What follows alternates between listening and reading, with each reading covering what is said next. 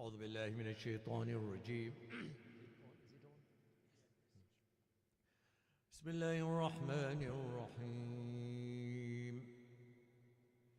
إن الله وملائكته يصلون على النبي يا أيها الذين آمنوا صلوا عليه وسلموا تسليما.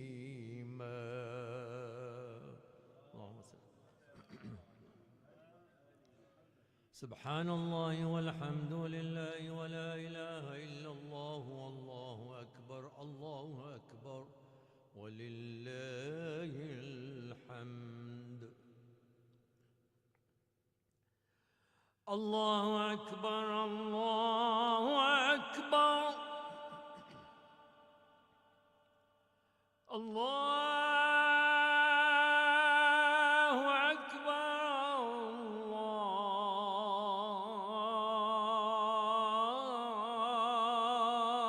الله أكبر.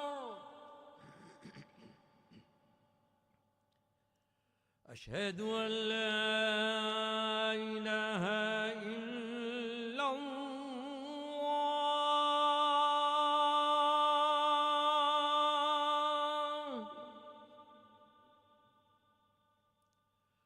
أشهد أن لا إله إلا الله.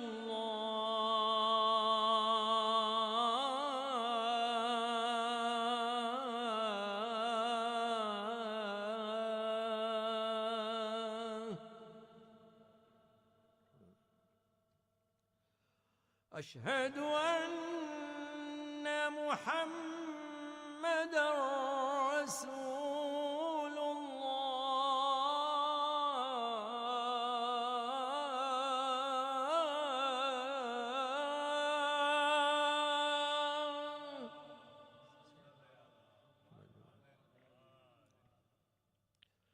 أشهد أن محمدًا رسول الله.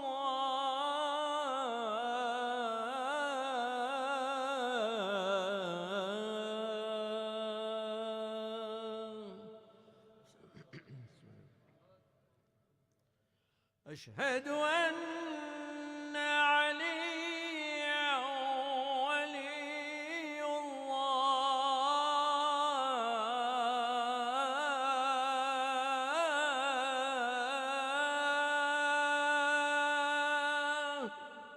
اللهم صل على. أشهد أن عليا حجة الله.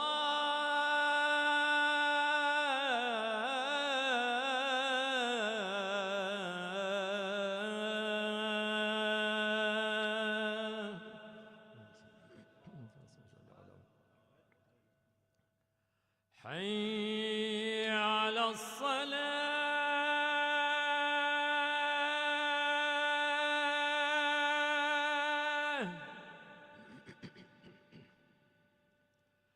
حي على الصلاة.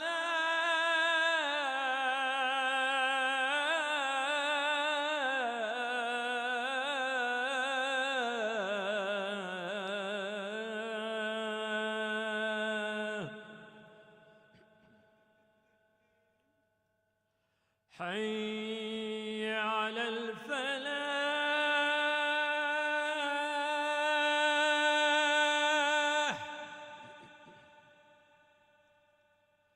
حي على الفلاح.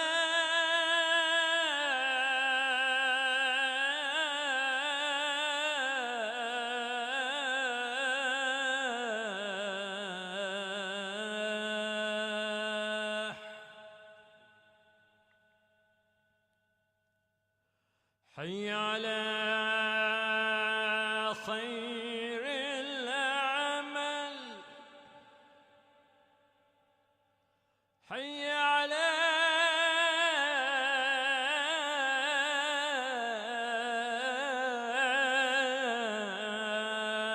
خير العمل.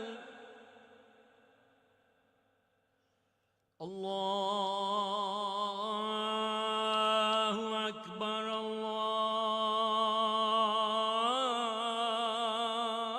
الله أكبر لا إله إلا الله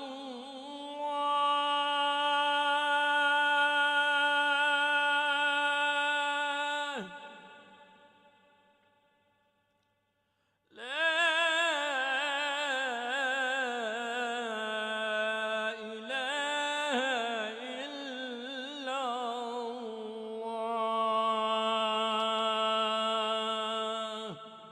وصلى الله على سيدنا محمد وآله وسلم. أعوذ بالله من الشيطان الرجيم. بسم الله الرحمن الرحيم.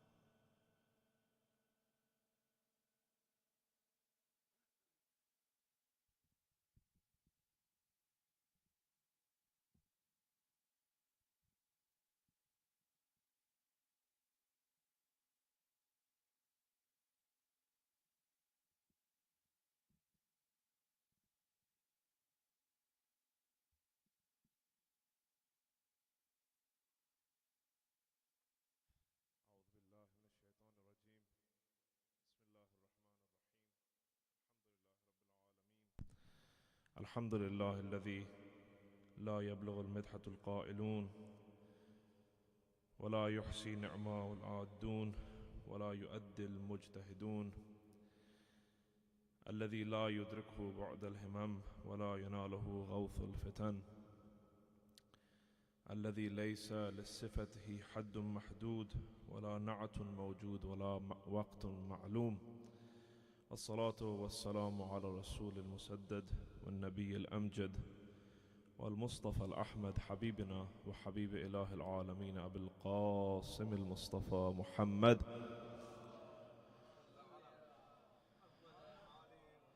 صلى الله عليه وعلى آله الطيبين الطاهرين المعصومين، لا سيما بقية الله في الأرضين حجة ابن الحسن روحي وأرواحنا لتراب مقدمه الفداء. أما بعد، أيها المؤمنون، أوصيكم ونفسي بتقوى الله. At the start of the sermon, I would like to advise myself before I advise anybody else to practice piety and to fear Allah subhanahu wa ta'ala. And the recent weeks we've been speaking about how we can achieve barakah inside of our lives, how we can have blessings inside of our life. We spoke about a number of factors previously. One of the factors we mentioned was to act in the time when Allah subhanahu wa ta'ala gives you that opportunity. Allah subhanahu wa ta'ala, sometimes He gives us a window of opportunity inside of our lives. If we act in that moment, we are able to see these blessings inside of our life. Allah subhanahu wa ta'ala opens the doors of rahmat inside of your life when you seize that opportunity. We all know that we have had that one opportunity that we may have missed inside of our life, and that if we had taken it, Allah subhanahu wa ta'ala probably would have given me a better path. So definitely seizing that opportunity, that one moment that Allah grants to us, is one of the reasons to where we can have blessings inside of our life. The second factor that we mentioned was being good towards our parents, being good towards our mother and fathers. And in the sense that not just being good in giving gifts, for example, not in the sense of giving money to them or paying them on a monthly basis or helping them out financially, rather unlocking the secrets of the hearts of your parents. If you can unlock that treasure inside of from your parents' heart, you'd be allowing to see the blessings from Allah subhanahu wa ta'ala flow down in abundance. So the second the second factor that we can say that can allow us to have barakah inside of our lives is that we should be good towards our parents. Allah subhanahu wa ta'ala doesn't burden us with something that we cannot handle inside of our lives. This is we're speaking about from a financial perspective over here. La yukallifu Allah nafsan illa wus'aha. Allah subhanahu wa ta'ala says in the Quran that I'm not going to burden you, my worshipper, with something that you cannot handle inside of your life. La yukallifu Allah nafsan illa wus'aha. Laha ma kasabat. Allah subhanahu wa ta'ala, He says that I'm going to provide you with whatever you need in life, nothing more and nothing less. So this is a promise by Allah subhanahu wa ta'ala. If one can be content with this decree of Allah subhanahu wa ta'ala, that whatever He's given to me inside of my life, I'm radhi with this, I'm content with this. If somebody can be patient through the difficulties and the struggles of life, Allah subhanahu wa ta'ala sees that you have a capacity inside of you. He sees that you have this capacity. But if somebody, on the other hand, Allah subhanahu wa ta'ala gives him the smallest of ni'mat, He gives him the smallest of bounties in life, he loses Allah subhanahu wa ta'ala because of this. He loses his path, he loses his deen because of this blessing. And we've given a bunch of examples in the previous weeks. Sallu ala Muhammad wa ala Muhammad.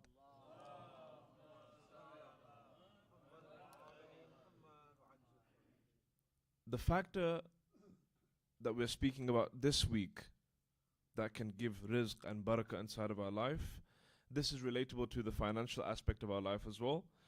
How can one see barakah inside of his business? How can one see barakah inside of his job, in the money that he earns on a day-to-day basis? A job that doesn't have blessings or barakah, a business that doesn't have any sort of barakah inside of it, is a business that doesn't benefit himself, and neither does it benefit his family members, neither does it benefit anybody else. He's just living to survive. He's just living to survive within society. That's what he's struggling to do. Although it could be possible that there are reasons to why somebody cannot think about giving sadaqah. There are reasons behind this, why somebody doesn't have it inside of him to give this sadaqah for the poor people, to give charity, to give zakat, or to pay khums on time every year. And there could be multiple other reasons to why somebody has a full-time job, but he still can't afford to think about doing good to somebody, for example. There's numbers of reasons behind all of this. But these are usually the things that become a barrier between yourself and Allah subhanahu wa ta'ala. If you think about it for a second, if somebody has a full-time job, but he can't think for a second that I'm going to take a little bit of money and put it to the side and give it in the way of Allah subhanahu wa ta'ala. This means that I have some sort of barrier between myself and God Himself. So, with regards to seeing blessings and barakah inside of your financial affairs, be it you earn from a trade, be it you earn from a job, be it you earn from a business, or whatever it is, one must be honest. Honesty is a major factor inside of blessings. This is what we're going to talk about this week, inshallah. So honesty, or sidq, or sadaqat, it's a trait that is globally accepted. It's not something just only in the madhab of Islam. Every single person, even if the person's an atheist, they believe that honesty, if a person's honest in his trade, if a person's honest in his business, that person is a good man. Certain attributes, brothers, are accepted worldwide, irrespective of what religion you belong to. For example, a non-Muslim that sells his products with honesty, he doesn't sell faulty products. He doesn't sell something with the intention of extorting somebody. He doesn't sell something so that he can earn more. Rather, he sells something so that people can benefit from it, and he can earn a little bit of profit from it, possibly. This non-Muslim is better than the Muslim that sells to extort people.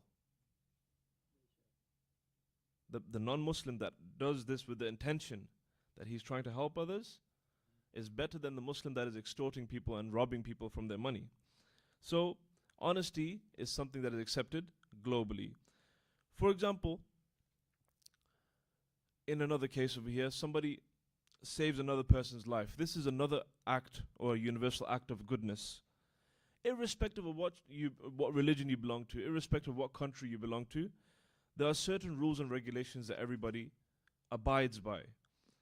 So honesty and sadaqat are one of those things that every single human being accepts. Every single human being thinks that this is a good thing. So this is a major factor in blessings, and I'm going to go ahead and talk about how it is effective in bringing barakah inside of our lives. Sallu ala Muhammad wa ala Muhammad.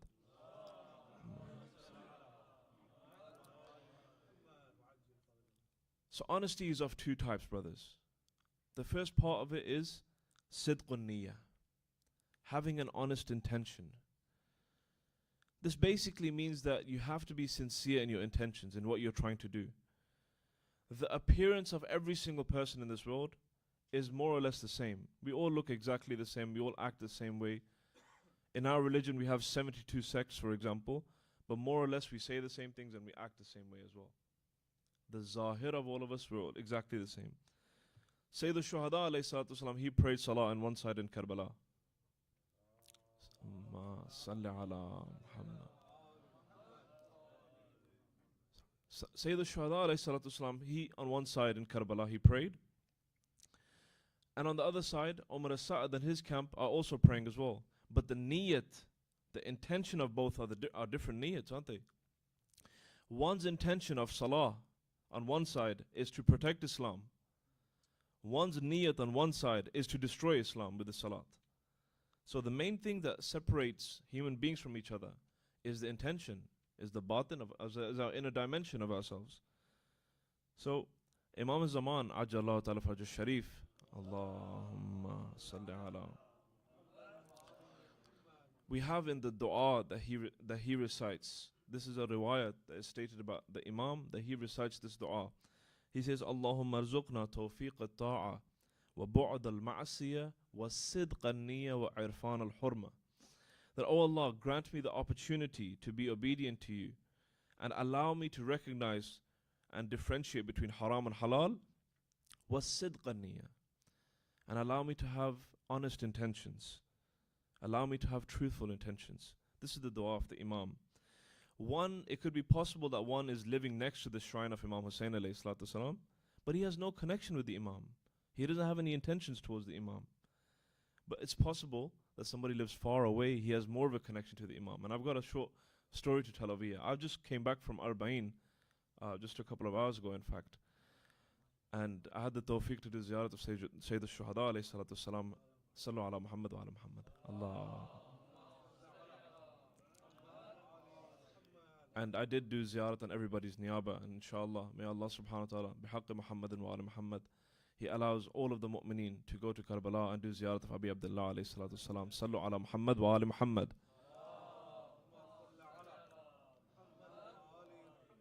So, in one of the hotels that I was in, I was speaking to one of the workers who was originally from Pakistan. And he was telling me that I've lived in Karbala for 12 years so far, but I've only gone to the shrine twice in my life. I've lived in Karbala for 12 years, but I've only been to the shrine twice inside of my life. Outside of that, I'm usually concentrated on my job. I'm usually concentrated on my day-to-day life. And I would just like to obviously just be here, earn my money, and go back home. This is all I'd like to do. So many people may think to themselves that, how can this be possible? A person lives inside of Karbala, but he has absolutely no connection with Sayyid al-Shuhada alayhi salatu wasalam. You have no feelings towards the Imam. It's very possible that somebody lives in the riqab or lives right next to Imam. Any Imam. He fights with the Imam. But his niyat, his intention inside of him, isn't towards the Imam himself. It's possible that somebody lives 2,000 miles away, but he's like the companion of Sayyid al-Shuhada alayhi salatu wasalam. So it's all about having that honest intention.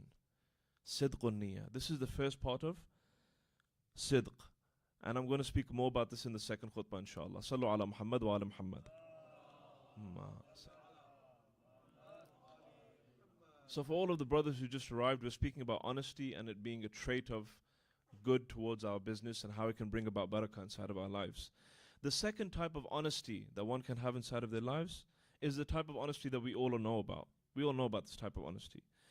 It's being honest whilst we speak.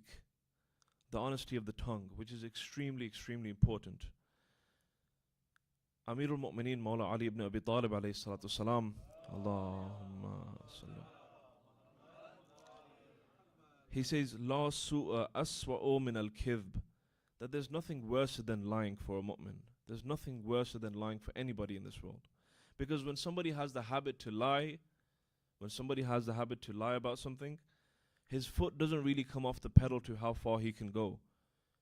He can go from lying about the smallest of things to lying about the biggest of things. This is why Amir al-Mu'mineen says, La su'a aswa'u min al-kidhb. There's nothing greater than lying.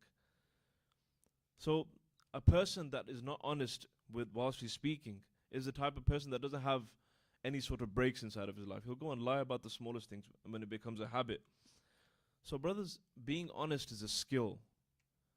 And this skill itself, according to the riwayat of the Ma'asumeen alayhim salam, if you have this honesty inside of your life, sidqul niyyah and sidqul kalam, it's something that can go far as bringing so much barakah inside of your life, as long as you stay honest with what you do. If you can stay honest with what you do, Allah subhanahu wa ta'ala opens that doors of barakah inside of your life. And Amir al-Mu'mineen alayhi salatu wasalam, sallu ala Muhammad wa ala Muhammad. Ma salli ala. He also states about just general talking and speaking. He says, Man kathura kalamahu, kathura khata'ahu. Somebody that talks too much, somebody that talks a lot, is a person that has a lot of sins inside of his life as well. There are 20 greatest sins. If you read in the book of Gunahan Kabira, you'll see that there are 20 greatest sins that are just related to the tongue itself. And somebody came to Allama Tabatabai rahmatullah alayhi once, and he had asked him that, Agha, what can I do to have huzur qalb inside of my namaz? What can I do to have an attentive heart inside of salah? When I pray my salah, my mind just flutters off to somewhere else. It goes away to my daily, issues in life and stuff. Allama Tabatabai replies to him, he says that, protect your tongue. He says, protect your tongue.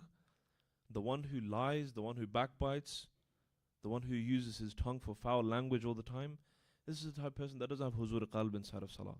He can't have this connection with Allah subhanahu wa ta'ala. His mind is always busy. So this is why Amir al-Mu'mineen he says that, talk less. He says, Man kathura kalamahu, kathura khata'ahu. Only speak when it's needed to. And salawat ala Muhammad wa ala Muhammad. Allahumma salli ala. Allah subhanahu wa ta'ala, He states in the Quran, He says, Ara'aytu man ittakhadha ilahuhu al-hawa. That, have you ever seen the person whose God is his desires?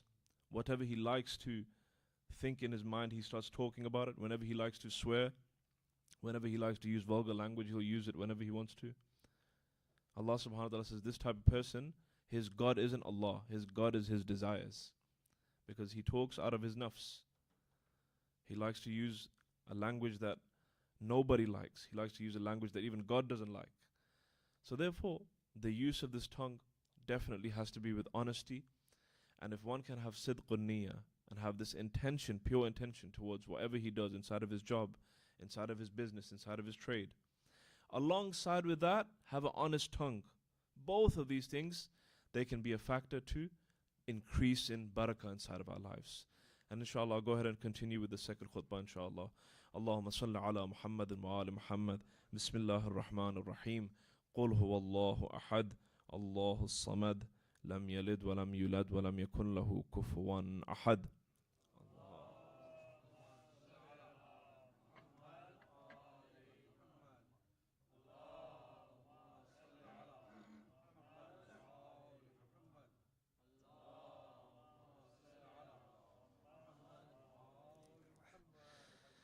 بسم الله الرحمن الرحيم الحمد لله الذي لا مضاد له ولا شبيه له الذي ليس كمثله شيء والحمد لله الذي لم يتخذ صاحبة ولا ولدا ولم يكن له ولي من الذل وكبره تكبيرا الله أكبر والصلاة والسلام على أشرف الأنبياء والمرسلين سيدنا ونبينا وحبيبنا وطبيب نفوسنا وشفيع أمتنا أبي القاسم المصطفى محمد وعلى آله الطيبين الطاهرين المعصومين المظلومين والهداة المهديين وصل على وصي رسول رب العالمين إمام المتقين أمير المؤمنين مولانا علي بن أبي طالب اللهم صل وسلم وزد وبارك على قرة عين الرسول وبضعة الرسول أم الحسنين فاطمة الزهراء سلام الله عليها اللهم صل وسلم وزد وبارك على الإمامين الحسنين السبطين الرسول حسن والحسين سيدي شباب أهل الجنة اللهم صل وسلم وزد وبارك على الأئمة الهدى والهداة الأخيار والأئمة المسلمين علي بن الحسين ومحمد بن علي وجعفر بن محمد وموسى بن جعفر وعلي بن موسى ومحمد بن علي والحسن بن علي والخلف الصالح المهدي صلوات الله وسلامه عليه اللهم صل وسلم وزد وبارك على مولانا صاحب الزمان واجعلنا من أعوانه وأنصاره. السلام عليك يا بقية الله في أرضه. السلام عليك يا وعد الله الذي ضمنه. اللهم عجل في فرج مولانا صاحب الزمان. صل على محمد وعلى اللهم انصر من نصره واخذل من خذله واجعل عواقب أمورنا خيرا. أما بعد أيها المؤمنون أوصيكم ونفسي بتقوى الله. In the second khutbah, I would like to advise myself, before I advise anybody else, to practice taqwa and to fear Allah subhanahu wa ta'ala. This day of Friday, as we usually say on every Friday, is the day for the dhikr of Allah subhanahu wa ta'ala. This dhikr allows us to fear Allah subhanahu wa ta'ala. The person who doesn't have the remembrance of Allah subhanahu wa ta'ala inside of his life is the person that doesn't fear Allah subhanahu wa ta'ala. So it's necessary that we pick out a day from the week where we can do the dhikr of Allah subhanahu wa ta'ala. And inshallah, if I have the other tawfiq, I will go ahead and speak about what does it mean to have the dhikr of Allah subhanahu wa ta'ala. But in this khutbah, I would like to continue on what I was speaking about from the previous khutbah, was having an honest intention, or sidq niyyah. So, honest intentions. What does it mean to have an honest intention towards something? Having an honest intention towards something, it means that whatever I claim,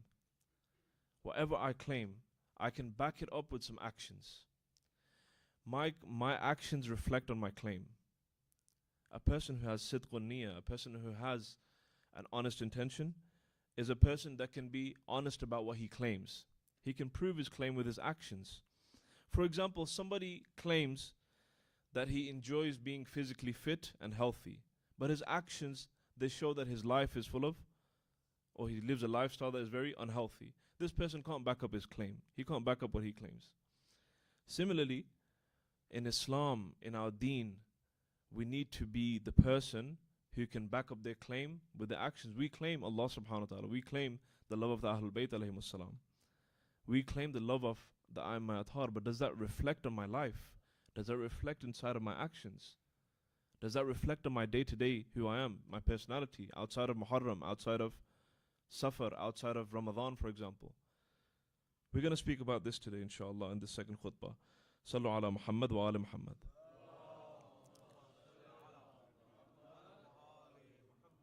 According to God in the Quran, he's the person who can't back up his claim. The person who claims something, but he doesn't have the actions to prove his claim. This is a person who lives in fear. He's a person who lives in fear. He lives a life of conflict. Everything's conflicting inside of his life. Some days he feels spiritual, some days he feels not spiritual. It's almost like a seasonal change. Seasons come by and go, and I change like the seasons. Allah subhanahu wa ta'ala says that the person that changes like the seasons is a person that lives in fear. He lives in conflict. Everything's conflicting inside of his life. Which is why he says in the Quran, إِنَّ الَّذِينَ قَالُوا رَبُّنَا اللَّهِ, those who claim that their Lord is Allah subhanahu wa ta'ala, ثُمَّ اسْتَقَامُوا, and then they resist to keep this claim alive through their actions, أُولَٰئِكَ لَا خَوْفٌ عَلَيْهِمْ وَلَا هُمْ يَحْزَنُونَ. There's no fear for the person who can back his claim of Allah subhanahu wa ta'ala being his Lord and proving it through his actions, proving it through his personality, proving it through who he is on a day-to-day basis. So, for the person whose identity is 100%, he doesn't doubt himself who he is. This person who has 100% certainty of who he is, this person doesn't have fear or sadness according to God. So, it seems as if the Quran is trying to say to us that the person whose claim and action aren't of the same thing. They have khawf, they have huzn inside of their life. This arba'in that we've commemorated for, say, the Shuhada alayhi salatu wassalam, sallu ala Muhammad wa ala Muhammad.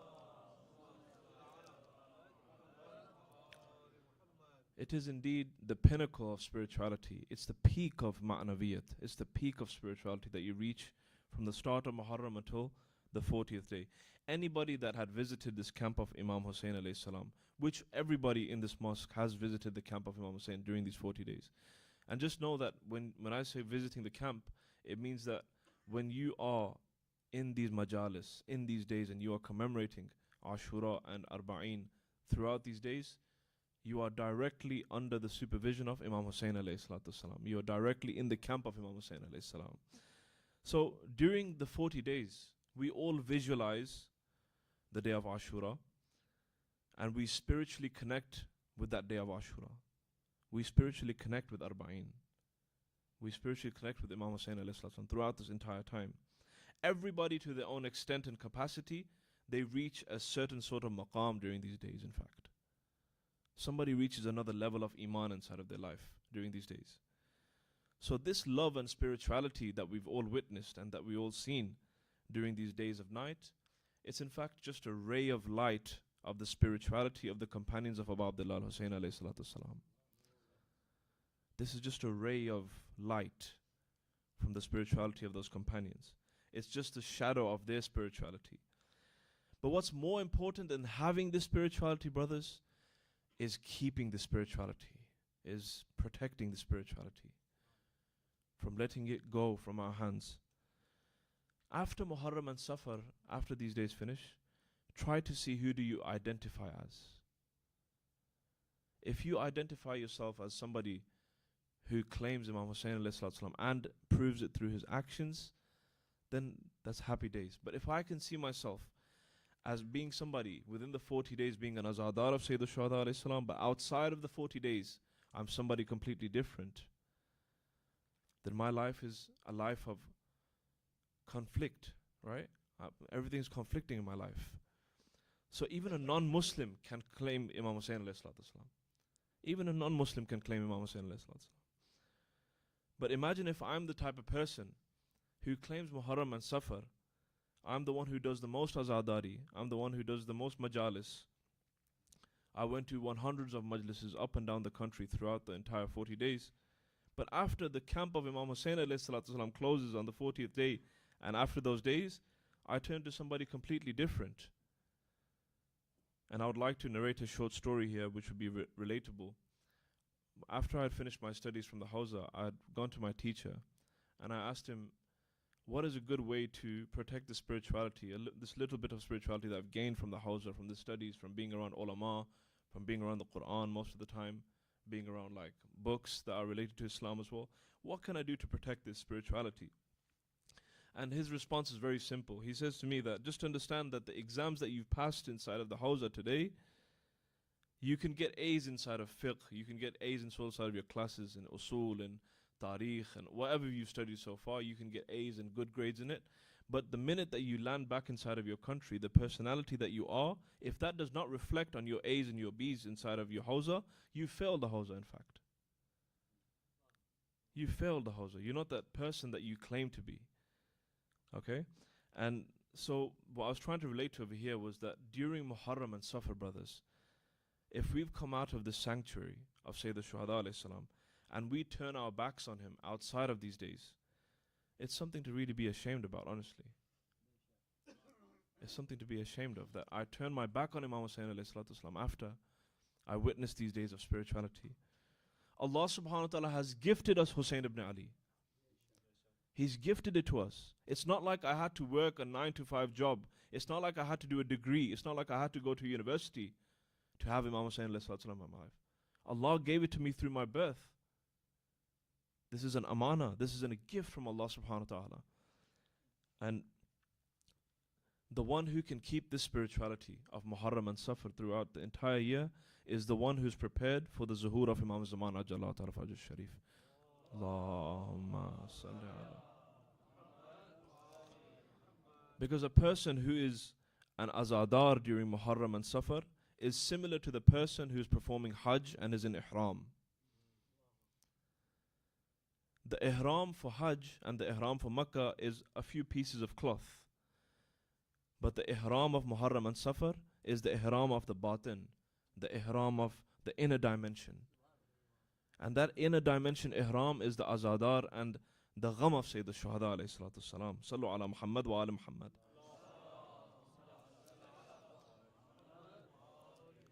Just how the body becomes wrapped with white pieces of cloth when you go to Hajj, the soul becomes wrapped with the love of Imam Hussein alayhi salatu salam during these days. But when we come out of this ihram after the 40 days, only then we can see if we have benefited from these 10 days and these 40 days. In the ziyarah of Arba'een of Imam Hussain alayhi salam, we recite, and we've all recited on this day, وَبَذَلَ مُهْجَتَهُ. We say, Ya Aba Abdullah, O Imam Hussain alayhi salam, we testify that you sacrificed everything in the way of Allah subhanahu wa ta'ala. For what reason? It says after, لِيَسْتَنْقِذَ الْعِبَادَ مِنَ الْجَهَالَةِ. That you sacrifice everything in the way of God so that the worshipper of Allah subhanahu wa ta'ala can come out of jahalat, can come out of ignorance and into nur and into illumination. So this spiritual revolution of Imam Hussain alayhi salam is so that the barriers between myself and Allah subhanahu wa ta'ala that are ruining my life, they can be broken one day. This is the revolution of Sayyid al-Shuhada alayhi salatu wasalam. This spiritual peak is achieved on the day of Arba'een.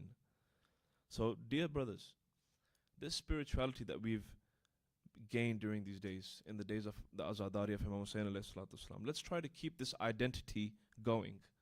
Let's try to keep this identity outside of Muharram and Safar. Let's not try to change. Let us have an honest intention. Let us have sidq and niyyah with Imam Hussain alayhi salatu wasalam. Your loyalty towards Sayyid al-Shuhada alayhi salam means your loyalty towards Allah subhanahu wa ta'ala. This year in Arba'een in Karbala, world records have been broken again. Before I end my khutbah, I'd just like to mention this. The largest and most peaceful gathering in the world has been declared as the day of Arba'een officially, as 22 million people passed through the gates of the entrance of Karbala this year. Allahumma salli ala. Although this has been taking place every year, but the records have been broken, and but it doesn't get international recognition, unfortunately. And I'll tell you why it doesn't get international recognition. Because Arba'een is the destruction of Yazidiyat. Arba'een is the destruction of the Yazids of yesterday and the Yazids of today. Arba'een is the collapse of the oppressor. Arba'een is the collapse of dhulm. Arba'een is the bells of victory of Sayyid al-Shuhada alayhi salatu salam. And it's the sound of victory for Imam Hussain alayhi salatu salam. That's why it doesn't get much international recognition. If we compare Arba'een to the greatest gatherings that we've seen in contemporary time, and we see how do they compare versus Arba'een, we'll give a few examples here. For example, Qatar, they held the World Cup, for example. When they had held the World Cup, they had to spend £220 billion so that they could go ahead and gather and prepare for these people who are coming to watch the World Cup. They had to call the finest experts and spend billions of dollars on all of this huge project of the World Cup. Or, for example, we give another example. During the Hajj season, the 2 million people that come to the Kaaba and to Masjid al-Haram, arrangements are made on a governmental level. The government comes and intrudes into this, and they have to go ahead and spend so much money so that these people who are coming to visit Baytullah, they have to be prepared for this moment. But the largest gathering in world history, Arba'een of Imam Hussain alayhi salatu salam, it doesn't require billions of dollars. It doesn't require experts from the West. It doesn't require anything at all. Rather, you see people who have absolutely nothing. People who have absolutely nothing coming out and giving for Imam Hussain alayhi salatu salam. Some people I heard during this walk that I had, they had sold their cars, they had sold their houses, so they can come and build a mokib for the Zawar of Abi Abdullah alayhi salatu salam. They had sold their own property just so that they can build a Hussainiyah for the Zawar of Imam Hussain alayhi salatu salam. From another local Iraqi, he says that I sold my house and my car so that I can build a Hussainiyah on the path. So poor families get together and they gather everything they have and they put it in the way of the Zaireen of Imam Hussain alayhi salatu salam. They don't need experts, they don't need this luxury that every other gathering has taken place in this world. So 22 million people have been recorded by Al-Kafil group in Iraq, which is the official group of the Haram of Abul Fadl al-Abbas alayhi salatu salam. Sallu ala Muhammad wa ala Muhammad. And as a community of Shias in the West, we express our gratitude to the noble people of Iraq for hosting the Zawar of Imam Hussain alayhi salam, and we thank them for allowing our families who are probably left from Watford or from any other community, they've gone and come back safely, and they are allowed them to be comfortable throughout the entire journey. And from this message of Arba'in, we can surely derive one thing, that 22 million people gathering in the marqad of Sayyid al-Shuhada alayhi salatu wasalam, it means that we are one step away from the zuhur of Hazrat Mahdi salamullah alayhi. Sallu ala Muhammad wa ala Muhammad. Salli ala. That a time will come where all of the Shias will call upon Imam al-Zaman Ajallah Tarfaj al-Sharif. And you can see that the zuhur of the Imam isn't too long from now, as if 22 million people can gather inside of Karbala and say Labbaika ya Mahdi. This means that people are ready, people are waiting for the Imam. So inshallah, we see that one day Imam al-Zaman Ajallah Tarfaj al-Sharif returns sooner than later, inshallah. So I would like to end with a dua for Imam al-Zaman, as it is Friday. Bismillah ar-Rahman ar-Rahim. Allahumma kun liwaliyika al-Hujjat ibn al-Hasan salawatuka alayhi wa ala abai fi hadhihi as-sa'a wa fi kulli sa'a waliyan wa hafidha wa qa'idan wa nasira ودليلا وعينا حتى تسكنه أرضك طوعا وتمتعه فيها طويلا برحمتك يا أرحم الراحمين. صلوا على محمد وعلى محمد. اللهم صل على محمد. اللهم انصر من نصر الإسلام، اللهم انصر الإسلام والمسلمين واخذل الكفار والمشركين والمنافقين.